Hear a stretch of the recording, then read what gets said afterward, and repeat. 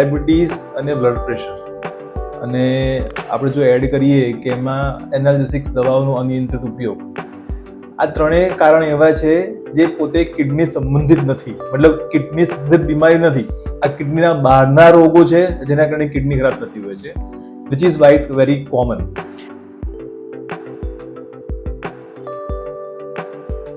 Exactly.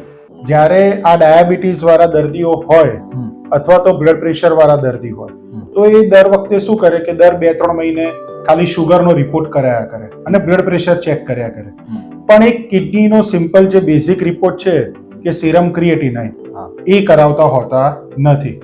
હવે એના કારણે જ્યારે કિડનીને તકલીફ થાય ત્યારે પ્રારંભિક તબક્કામાં એને કોઈ ચિહ્ન દેખાતા નથી, અને જ્યારે ખબર પડે ત્યારે ઘણીવાર બહુ લેટ થઈ ચૂક્યું હોય છે. ડાયાબિટીસ, બીપી બંને જ એક સાયલેન્ટ બીમારી છે. શરૂઆતના તબક્કામાં પકડાતી બી નથી અને ખબર બી પડતી નથી. એવા કેસીસમાં દર્દીઓ તરફથી બી એમને જલ્દી ખબર ના પડે તો કેવી રીતે સંપર્ક કરવો અને ક્યારે સંપર્ક કરવો એ બી એમના માટે એક મુશ્કેલીની વાત છે.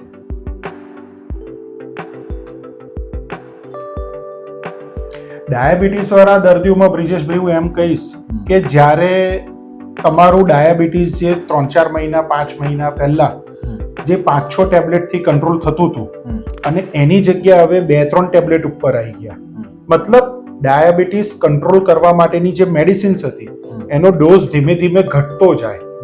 બીજું કે બ્લડ પ્રેશરની જે મેડિસિન્સ હતી કે જે કંટ્રોલ કરવા પહેલા 2 કે 3 જ મેડિસિન લેવી પડતી હતી અને હવે 5 થી 6 મેડિસિન લેવી પડે.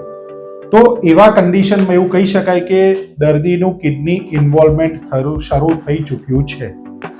તો ડાયાબિટીસ અને બ્લડ પ્રેશર વાળા દર્દીઓએ આ ધ્યાન રાખવું જોઈએ કે આવા ચિહ્નો દેખાય તો તરત આપણે કિડનીના ડોક્ટરનો સંપર્ક કરીને કિડની રિલેટેડ અમુક રિપોર્ટ્સ કરાવવા જરૂરી બને. અમે તો માનીએ છીએ કે દરેકે વર્ષમાં એકવાર તો હેલ્થ ચેકઅપ કરી લેવું જોઈએ. એમાં કિડનીનો રિપોર્ટ આવી જ જતો હોય છે. તમને પહેલેથી જ ખબર પડી જાય તો તમે પહેલેથી જ પાળ બાંધી શકો.